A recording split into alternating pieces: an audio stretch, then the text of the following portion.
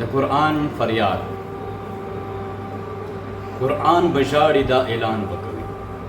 قرآن به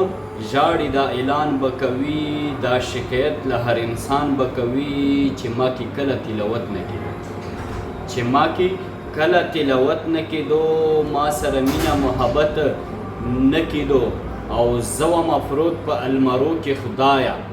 زه ومه پروت په المرو کې خدایه، پټ وم ګردونه په تکو کې خدایه، او تا وم لېږلی ربه چاته هلته چې چا به نه کتلو ماته هلته، تا وم لېږلی ربه چاته هلته چې چا به نه کتلو ماته هلته،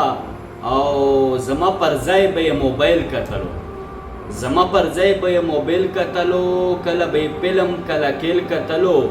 او رب ذوالجلال ته دا بیان به کوي، قرآن به ژاړي دا اعلان به کوي. او زما به یې مخ په میاشت او کال نه لیدو، زما به مخ په میاشت او کال نه لیدو، زما مجلس یې په یو حال نه لیدو،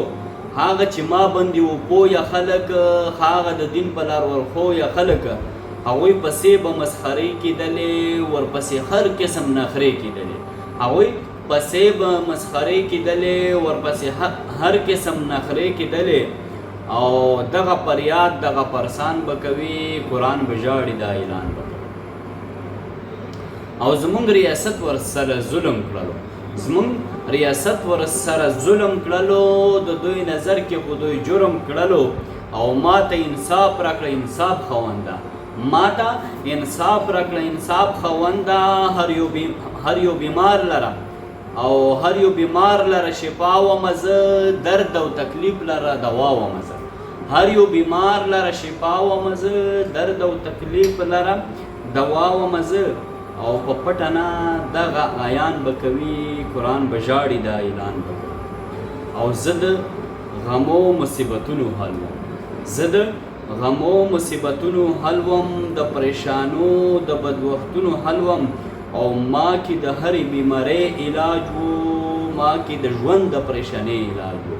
ما کې د هرې بیمارۍ علاج و، ما کې د ژوند د پریشانۍ علاج و، او زه د مسلم د زړه تسل وم ربه، په هر میدان ورسره مل وم ربه، او په ورځ قیامت عظیم الشان به کوي، قرآن به ژاړي دا اعلان به کوي. او مسلمان وو د لړمکالې په لار، مسلمان وو د لړمکالې په لار، د دین خلاف د دغې ډالې په لار، او زه ترې پریشان ومه چې پرېښودمه، زه ترې پریشان ومه چې پرېښودمه، بس په ټکونو کې یې کېښودمه، او څه به جواب کړې مسلمانه هلته، څه به جواب کړې مسلمانه هلته، په خپلو کړو به وې پښیمانه هلته،